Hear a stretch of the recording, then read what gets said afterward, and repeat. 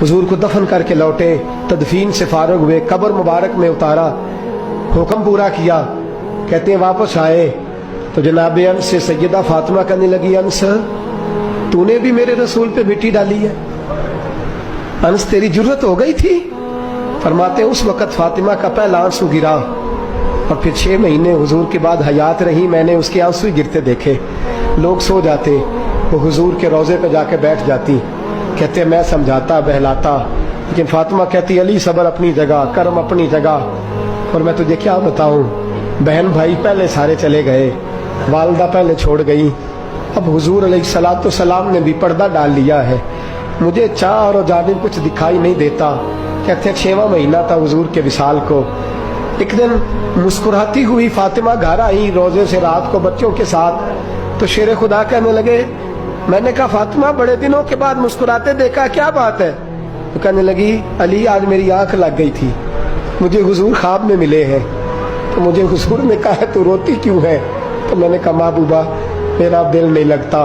तो फरमाया बेटी तैयारी कर, तू मेरे पास आने वाली है। हजरत अली फरमाते बस फातिमा बीमार हुई, चंद दिन गुजरे तो मुझे बुलाया और कहने लगे अली वक्त जाने का आ गया है, ये अली के घर की है इज्जत अली से सुनते, नबी के घर की है इज्जत नबी से सुनते, वो जिसने मुअज़्ज़ज़ किया घराने को, हुसैन पाल के जिसने दिया जमाने को, जाने का वक्त आ गया है अली। पहली बात तो यह है कि हुजूर की नवासी जनाबे उमामा से शादी कर लेना, वो हुजूर को बड़ी प्यारी है। और दूसरी बात यह है कि मेरे हसन हुसैन इनका खास ख्याल रखना।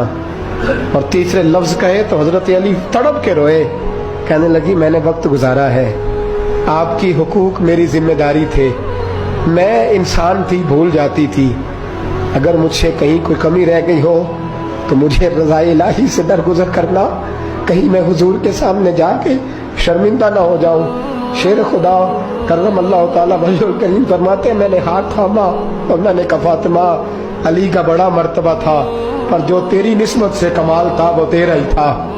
तू कैसी बात करती है, तूने तो हद कर दी, शहजादी हो के मेरे घर में खादिमों की तरह रही।